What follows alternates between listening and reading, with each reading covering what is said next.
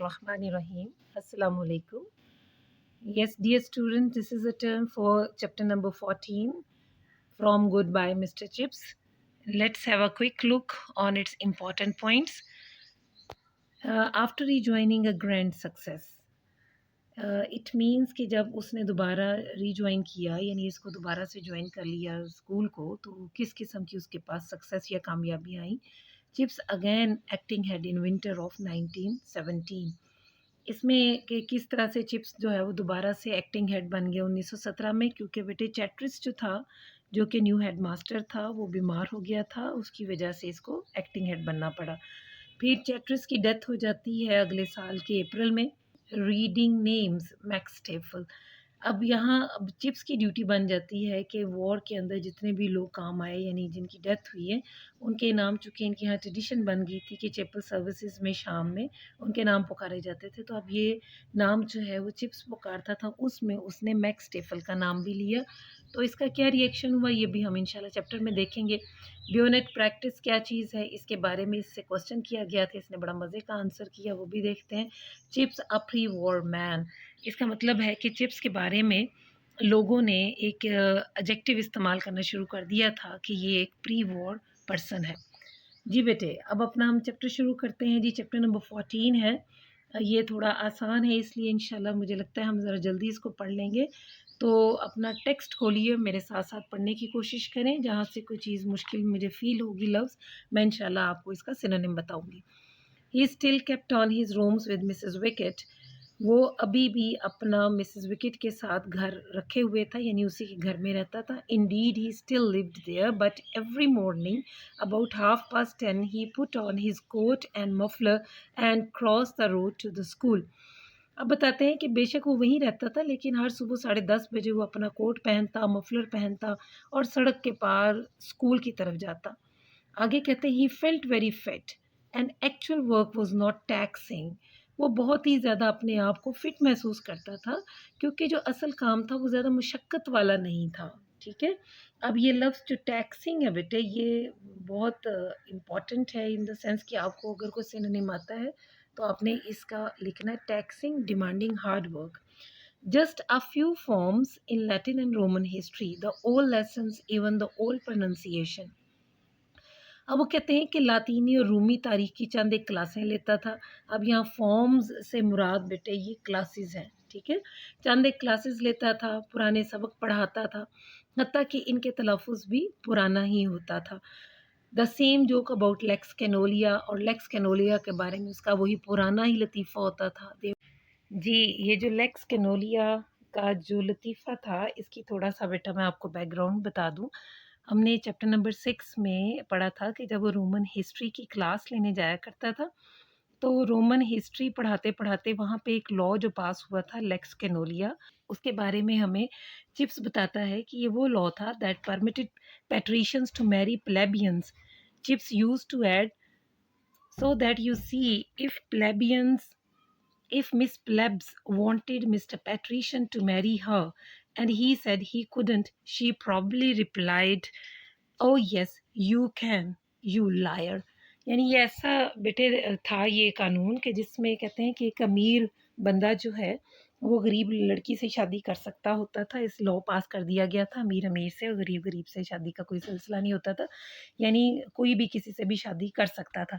तो ये बताते हैं कि जब किसी गरीब लड़की को वो पसंद आ जाता था कोई अमीर लड़का, तो वो उससे कहती थी मेरे से शादी कर लो, तो अमीर लड़का जब कहता था मैं नहीं कर सकता, तो वो फिर बड़े मजाक के अंदाज में चिप्स जो है वो बताता होता था बच्चों को कि जब वो लड़की उसे कहती थी मेरे से शादी करो, तो वो आगे से लड़का जब इनकार करता था तो वो लड़की से कहती थी चल झूठे, तू तो मुझसे शादी कर सकता है। तो इस तरह से फिर बहुत ज़्यादा जो है वो हंसी मजाक हुआ करता था। वॉज अ न्यू जनरेशन, अब नई नस्ल आ गई थी, that was not heard it, जिसने ये लतीफ़ा ही नहीं सुना था। And he was एब्सर्डली gratified by the success it achieved. And he was एब्सर्डली gratified. एब्सर्डली का मतलब होता है बेटे हद से ज़्यादा, लेकिन इसका ओरिजिनल मीनिंग जो है ना वो स्टूपिडली भी होता है, लेकिन यहाँ पे बहुत ज़्यादा। ग्रेटिफाइड का मतलब होता है सेटिस्फाइड, कि वो इस चीज़ से बहुत ज़्यादा ही मुतमईन था कि उसके इस मज़ाक ने कितनी ज़्यादा कामयाबी हासिल कर ली थी। He felt little like music hall favourite returning to the boards after positively last appearance. उसको ऐसे लगता था कि पिछली दफ़ा की निस्बत अब के बार जो हॉल है उसके अंदर इसका रिस्पॉन्स बहुत अच्छा है। They all said how marvelous it was that he knew every boy's name and face so quickly. They did not guess how closely he had kept in touch from across the road. वो सब यही कहते थे कितना हैरत अंगेज ये शख्स है कि हर लड़के का नाम और चेहरे के साथ तेज़ी से वाकफियत हासिल कर लेता है। इन्हें ये अंदाज़ा ही ना था कि वो सड़क के पार रहकर भी कितना ज़्यादा इनसे वाकिफ़ था। ठीक है? अब ये बेटा इसके अंदर थोड़ी-सी आपके सामने एक फ़ोटो आई है, इसको देखिए कि आप नोटिस करें कि ये एक बिल्डिंग है, ज़ाहिर है बिल्डिंग जो है वो ब्रुकफ़ील्ड स्कूल की होगी और उसके आगे जो है वो इसके जो प्लॉट्स या ग्रासी प्लॉट्स हैं वो दिखते हैं हमें नज़र आ रहे हैं। अब नोटिस करें कि बहुत ही ज़्यादा खाली-खाली सा है, उदासी-उदासी सी है। इसका मतलब है कि यहाँ पे जो वॉर के इम्पैक्ट्स हैं वो नज़र आ रहे हैं। कि इसमें ज़्यादा रौनक नहीं है और अगर स्कूल लगता भी है तो सिर्फ क्लासों में बच्चे रह बाहर नहीं फिरते, बाहर बिल्डिंग से बाहर किसी किस्म की कोई हमें हसल एंड बसल या रौनक नज़र नहीं आती। इसका यहाँ पे उन्होंने साथ ही क्लियर भी किया है हमारे टेक्स्ट में भी, he was a grand success all together in some strange way he did. And they all knew and felt it helped things. For the first time in his life he felt necessary, and necessary to something that was nearest his heart. There is no sublimer feeling in the world, and it was at last. अब ये जो sublimer है बेटे, इसका मतलब होता है अहम, सबसे अच्छी, इससे ज़्यादा अच्छी कोई फीलिंग नहीं है दुनिया। जी, अब इस सारे पैराग्राफ का तो जो तर्जुमा है वो गौर से सुने कि किस तरह से उसकी ग्रैंड सक्सेस थी। हमने ये लफ्ज़ जो है ग्रैंड सक्सेस का हमने मेन पॉइंट्स में भी पढ़ा है कि किस तरह से वो ग्रैंड सक्सेस साबित हुआ। वो कहते हैं वो मुकम्मल तौर पर कामयाब था। एक अजीब अंदाज़ में वो मामलात को काबू कर लेता था और ये सब लड़कों के इल्म में था। वो महसूस भी करते थे। ज़िंदगी में पहली बार इसने ज़रूरी महसूस किया, इस चीज़ को ज़रूरी महसूस किया जो इसके दिल के करीब था। आखिरकार इस दुनिया में इससे बढ़कर कोई एहसास नहीं हो सकता था। ठीक है बेटे, समझ आ गई होगी आई थिंक। अच्छा नेक्स्ट जो है बेटे, he made new jokes too about the OTC and the food rationing system and the anti-air raid laid blinds that had to be fitted on all the windows.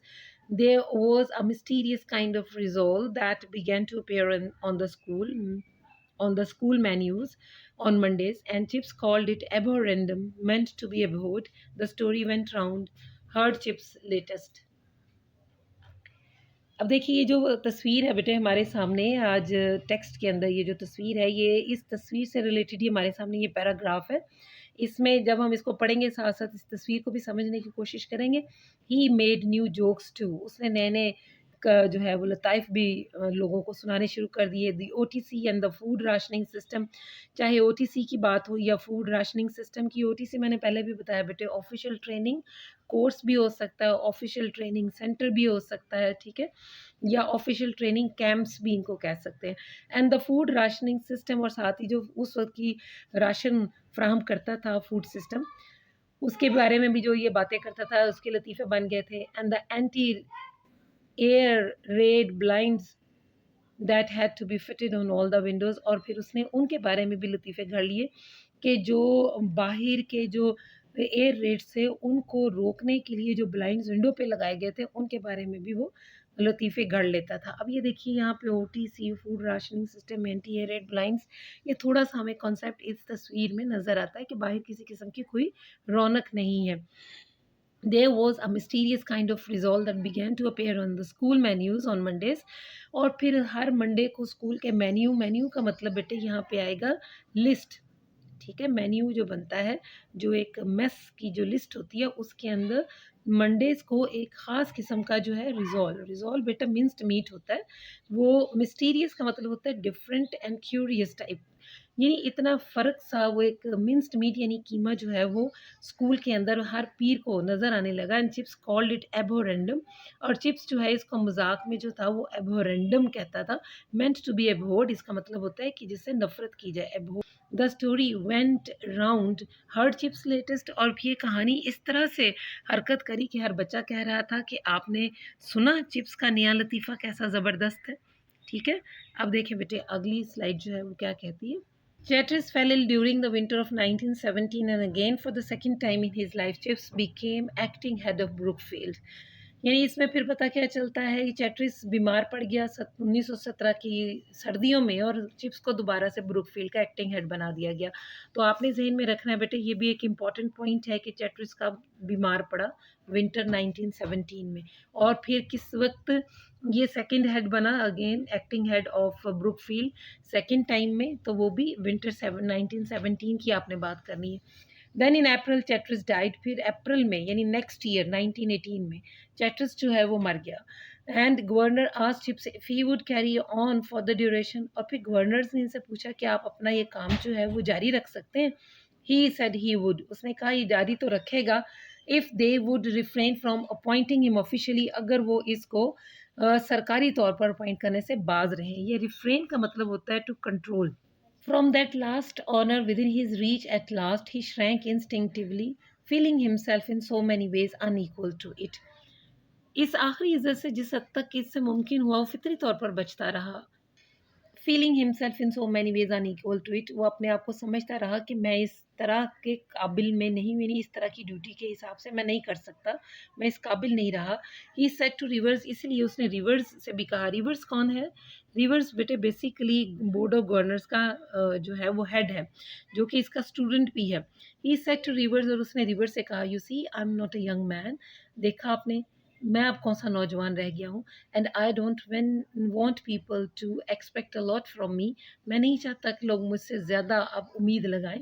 I am like all these new colonel's and measures you see everywhere, मैं तो अब इन नए, यानी अब वो example भी नए ज़माने के अतबार से दे रहा है, और नए ज़माने में इससे जंग चल रही है, और जंग में कर्नल्स और मेजर्स नज़र आते हैं, तो वो अपने आप को एग्जाम्पल भी ऐसे देता है कि मैं तो इन नए कर्नल्स और जनरल्स की तरह हूँ जो आप हर तरफ देखते हैं, just a war time fluke, और ये सिर्फ जंग के ज़माने के जो हैं वो फ़ायदे हैं। फ्लूक का मतलब यहाँ बेनिफिट आएगा। A ranker, that's all I am really, मैं तो एक रैंकर हूँ हकीकत में। रैंकर का मतलब ये होता है छोटे ओहदे से आहिस्ता आहिस्ता बड़े ओहदे की तरफ चला जाना, वो क्या कहलाता है? वो रैंकर कहलाता है। ठीक है, दिस इज़ द रैंकर।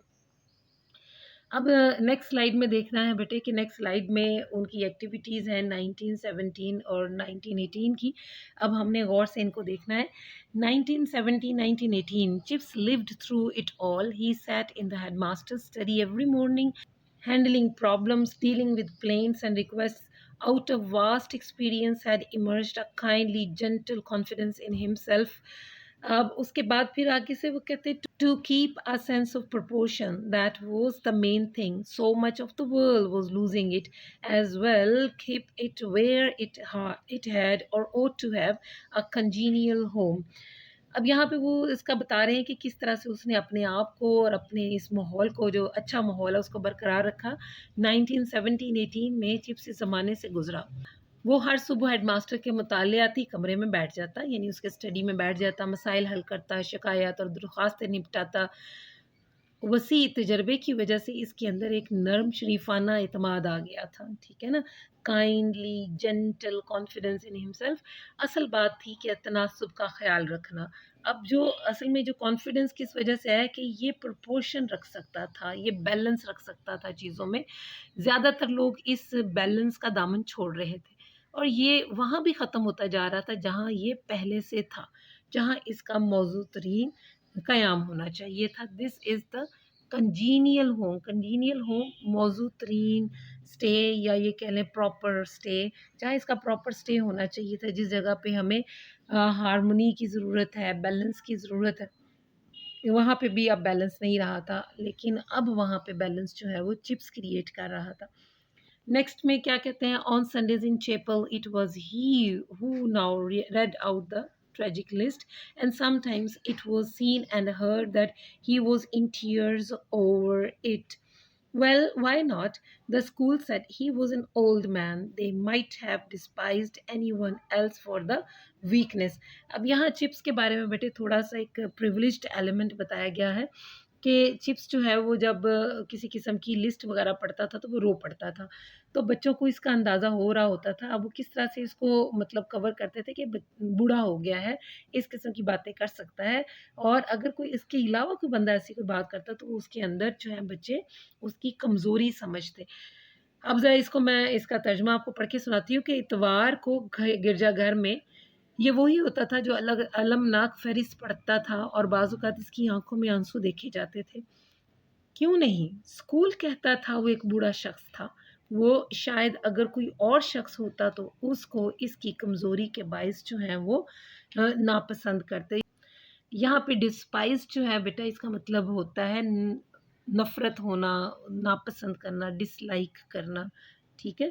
अच्छा नेक्स्ट पैराग्राफ में देखें कि one Sunday he got a letter from Switzerland from friends there. It was heavily censored but conveyed some news. एक शाम को उसने जो है वो लेटर स्विट्ज़रलैंड से उसको आया यानी उसको मिला उसके कुछ दोस्तों की तरफ से आया था, जिसको हाइली सेंसर्ड कर दिया। बहुत ही बुरे तरीके से इसके अंदर कटौती कर दी गई थी, जिन बातों को नापसंद किया जाता था, मुल्क दुश्मन समझा जाता था, उससे उसको काट दिया गया। बट कन्वेड सम न्यूज़ लेकिन फिर भी ये लेटर जो है इनको कुछ थोड़ी-सी न्यूज़ कन्वे कर रहा था। On the following Sunday, after the names and biographies of all boys, he paused a moment and then he added, फिर जब अगली इतवार को उसने बच्चों के नाम और उनकी बायोग्राफीज़ का मतलब बेटे उनकी सवाने उम्री है, उनकी लाइफ हिस्ट्री है, उन पुराने बच्चों की बताई। उसने थोड़े लम्हे के लिए पॉज़ लिया, वक़फ़ा लिया, अ मोमेंट एक इंस्टेंट के लिए, लम्हे के लिए उसने वक़फ़ा लिया एक लम्हे के लिए एंड देन एडेड और फिर उसने मज़ीद जो है वो क्या ऐड किया वो आगे छोटे से पैराग्राफ में है कि those few of you who were here before the war will remember Max Steffel, the German master. He was in German visiting his home when war broke out. He was popular while he was here and made many friends. Those who knew him will be sorry to hear that he was killed last week on the Western Front. ये paragraph बेटे थोड़ा-सा different है in the sense कि उसने उस बंदे का नाम पुकार दिया मैक्स टेफल का जो कि बज़ाहिर दुश्मनों की फ़ौज में से था और दुश्मनों की तरफ से लड़ता हुआ ही वो मरा भी है।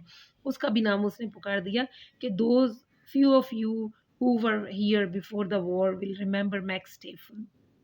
ठीक है?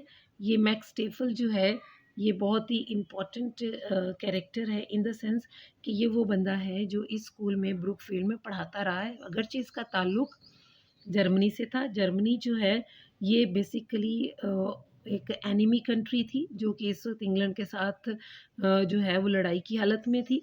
तो उस बंदे का ताल्लुक जर्मनी से था। अब वो वॉर से पहले जर्मनी जा भी चुका था, लेकिन यहाँ पे वो जर्मन मास्टर जो है वो पढ़ा रहा था।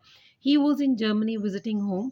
जिस वक़्त जंग छिड़ी उस वक़्त वो जर्मनी में अपने घर में गया हुआ था व्हेन वॉर ब्रोक आउट का मतलब बेटे स्टार्ट हो जाना। He was popular while he was here. जब वो यहाँ पे था तो बहुत ही मशहूर था एंड मेड मैनी फ्रेंड्स और उसने बहुत ज़्यादा दोस्त भी बनाए। Those who knew him will be sorry to hear that he was killed last week. जो लोग उसको जानते हैं सुनकर बड़े अफ़सोस का इज़हार करेंगे कि उसको पिछले हफ़्ते मार दिया गया। On the western front western front में वेस्टर्न फ्रंट का मतलब बेटे यहाँ पे मगरबी किनारा यानी ऐसी जगह जहाँ पर इनकी लड़ाई दुश्मनों के साथ हो रही थी। ठीक है बेटे आगे हमारे पास इसमें क्या है कि he was a little pale when he sat down afterwards, aware that he had done something unusual. He had consulted nobody about it. Anyhow, no one else could be blamed. Later, outside the chapel, he heard an argument. अब यहाँ पे बेटे बता रहे हैं कि he was little पेल वो थोड़ा सा यानी येलो कलर उसका हो गया when he sat down afterwards जब वो उसके बाद बैठा aware that he had done something unusual पता तो उसको चल गया था कुछ इसने अनयूजुअल यानी गैर मामूली हरकत कर दी है he had consulted nobody about it इसके बारे में उसने किसी बंदे से बात नहीं करी थी anyhow no one else could be blamed लेकिन कहते हैं किसी भी तरह से कोई और बंदा इसके बारे में मोर्दे इल्ज़ाम नहीं करार दिया जा सकता था लेटर आउटसाइड द चैपल उसके बाद जब चर्च से बाहर ही हर्ड एन आर्ग्यूमेंट उसने एक आर्ग्यूमेंट सुना इसका मतलब क्यों कि वो क्यों फेल हुआ बेटा, इसलिए कि वो बंदा दुश्मन का इलाके से लड़ रहा था, दुश्मन था, लेकिन दुश्मन की फ़ौज का बंदा अगर मर भी गया तो यहाँ पे इस इलाके में अपने बंदों के साथ उसका नाम लेना नहीं बनता था। लेकिन इसके बावजूद भी किसी ने उसके साथ जो है वो कोई उसको ब्लेम नहीं किया। लेकिन इसके अलावा उसने क्या किया, बाद में एक आर्गुमेंट उसको सुनने को मिला ऑन द वेस्टर्न फ्रंट, मगरबी किनारे पे। चिप्स ने कहा, does that mean he was fighting for the Germans? इसका मतलब ये हुआ कि वो जर्मन्स के लिए लड़ रहा था। आई सपोज इट डज, तो जैसे किसी ने उस आर्गुमेंट के साथ जो है वो उसको तायद की, आई सपोज इट डज, मेरा ख्याल है कि ऐसा ही हुआ होगा। Seems funny then to read his name out with all the others, फिर तो बड़ी फनी बात है, फनी यानी फ़र्क बात, अजीब, और ये कह लें कि मज़ाहिया सी बात लगती है कि बाकियों सबके नाम के साथ उसका नाम पुकारा गया। After all he was an enemy, था तो वो दुश्मन ही। Oh just one of Chips' ideas, जैसे उस बंदे ने दूसरे बंदे के सामने जब ये बात कही तो वो बंदा जो है उसको जैसे सेटिस्फाई करता है कि हो कोई बात नहीं, चिप्स के ख्यालात में से ये ख्याल है, आई एक्सपेक्ट, मेरी उम्मीद ये है। एक्सपेक्ट का मतलब होता है hope. I the old boy still has M, यानी ये जो बूढ़ा लड़का मुराद चिप्स, हैज़ एम, एम का मतलब वो ख्यालात, कहते हैं चिप्स के अंदर अभी भी पुराने ख्यालात मौजूद हैं चिप्स की तरह। Chips in his room again was not displeased by the comment, Chips अपने कमरे में आकर भी डिसप्लीज नहीं हुआ, नाराज नहीं हुआ इस कमेंट से। Yes he still had M, हाँ अभी भी उसके अंदर पुराने ख्यालात हैं। Those ideas of dignity and generosity, वो ख्यालात जो इज़्ज़त और सखावत के हैं, that were becoming increasingly rare in a frantic world, जो कि अब बहुत तेज़ी से, इंक्रीजिंगली, रैपिडली, बहुत तेज़ी से जो हैं रेयर होते जा रहे हैं, नायाब होते जा रहे हैं, कम होते जा रहे हैं in a frantic world, frantic पागलपन की दुनिया में।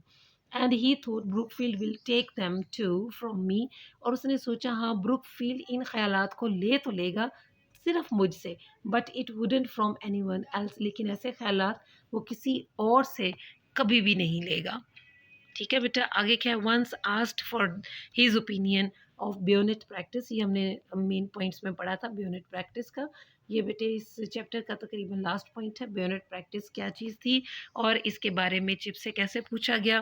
तो एक दफ़ा जब इसके बारे में चिप से पूछा गया, being carried on near the cricket pavilion, और ये बेयोनेट प्रैक्टिस जो है वो क्रिकेट पवेलियन के बिल्कुल पास जो है वो हो रही थी, he answered with that lazy, slightly asthmatic intonation that had been so often and so extravagantly imitated.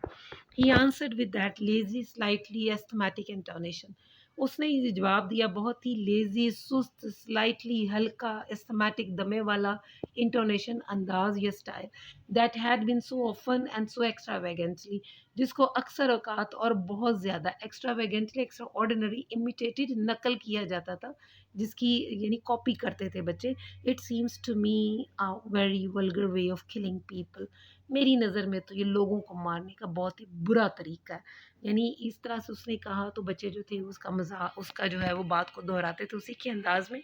The yawn was past, और ये कहानी आगे से आगे पास की गई ऑन एंड जॉयसली अप्रिशिएटेड, ना सिर्फ आगे गई बल्कि बहुत ही जॉयसली, हैप्पीली अप्रिशिएटेड, इसको अप्रिशिएट किया गया, तारीफ़ की गई। How chips had told some big brass hat from the war office that bayonet fighting was vulgar, किस तरह से चिप्स जो है वो जंगी दफ्तर के एक फौजी अफसर से कह रहा था कि बेयोनेट की लड़ाई तो बहुत बेहुदा है। जस्ट लाइक चिप्स, हाँ बिल्कुल ये चिप्स के जैसा कमेंट था। And they found an adjective for him, और उन्होंने उसके लिए इसमें एक एडजेक्टिव यानी इसम सिफ्त जो होता है उसके लिए, या ये कह लें कि उसके लिए जो एडजेक्टिव यहाँ पे बेटे टाइटल भी आ सकता है कि उसके लिए किस तरह से एक लक़ब उन्होंने पा लिया। An adjective just beginning to be used, और ये टाइटल जो है वो अब से शुरू हो गया उसके लिए इस्तेमाल होना। ही वॉज प्री वॉर, कि वो ऐसा था जो जंग से पहले का इंसान था। ठीक है बेटा जी, ये एंड था हमारे चैप्टर का, होपफुली आपको समझ आ गया होगा जी। ये एक्सपेक्टेड क्वेश्चंस हैं बेटे, इनको देखते हैं। Why did Chips refuse to become an official head of Brookfield? यानी ब्रुकफील्ड का ऑफिशियल हेड बनने के लिए उसने क्यों इनकार कर दिया था? बेटे ये बात तो हमें पता चल गई थी कि वो लोगों की एक्सपेक्टेशन के मुताबिक जो है वो नहीं चल पा रहा था, क्योंकि वो बूढ़ा हो गया था। वो समझता था कि लोग मुझसे ज़्यादा उम्मीदें लगाएंगे, मैं ज़्यादा अच्छा काम नहीं कर सकूँगा, इसलिए उसने कहा था कि मुझे ऑफिशियली अपॉइंट ना करें एक हेडमास्टर की तरह। Who was Chatteris? How and when did he die? Chatteris था कौन? कैसे और कब वो मरा? तो ये तो ज़ाहिर हमें पता है कि he was a headmaster of school. He was died because of diabetes and he was died April 1918। जी, अगला क्वेश्चन है कि when did Chips become acting head of Brookfield second time? कब बना एक्टिंग हेड सेकंड टाइम? ये बेटे winter 1917 को he became an acting head again in Brookfield. जी, अगला क्वेश्चन है हु वाज मैक्स स्टेफल? इसमें आप ये बता सकते हैं कि he was a German master eight Brookfield. He was killed while fighting against England and Chips read his name with the other names of all boys, and the people were annoyed just because he was an enemy. But some of the people commented, oh, just one of the Chips ideas. ठीक है, इस तरह से उसको जैसे थोड़ी सी privilege मिल गई। What was Chip's views about bayonet practice? तो bayonet practice के बारे में उसने क्या कहा था? उसने तो बड़ी मज़े से बात की थी कि bayonet practice is a vulgar way of killing the people. ठीक है। Who was pre-war man? Mr. Chips was a pre-war man, and it was the title that was given to him from the people. Hopefully, you have understood all the questions and the whole chapter. God bless you. Allah Hafiz Pitaji.